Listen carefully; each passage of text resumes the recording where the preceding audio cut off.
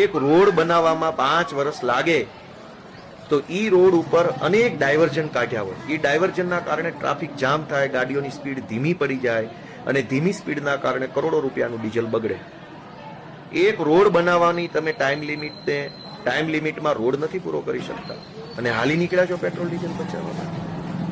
ભાજપના લોકોને તો શરમ નથી, નહીતર આમાં તો આબરૂ છે નહીં, નહીતર આમાં આબરૂ જાતા વાર ન લાગે. જો ભાજપની સરકાર સમયસર રોડ બનાવે, જે કઈ રોડ એને બનાવવો હોય, નાળા બનાવવા હોય, પુલ બનાવવા હોય, એ 5-5 વર્ષને બદલે ટાઈમ લિમિટની અંદર પૂરા કરે તો પણ પેટ્રોલ ડીઝલ બચે એમ છે. લોકોએ તાલુકા કક્ષાની કે જિલ્લા કક્ષાની કચેરીએ ધક્કા ન ખાવા પડે કામ માટે તો પણ પેટ્રોલ ડીઝલ બચે.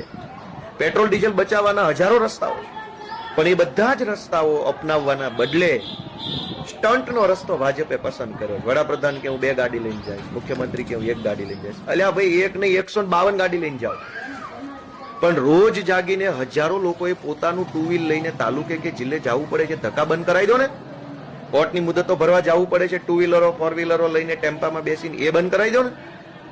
રોડના અને બ્રિજના અને બધા સરકારી કામો વર્ષો સુધી ચાલે છે, એમાં જે ડીઝલ પેટ્રોલ બગડે છે એ બંધ કરાવો ને. એટલે ભગવાન ભાજપ વાળાને સદબુદ્ધિ આપે એવી પ્રાર્થના સાથે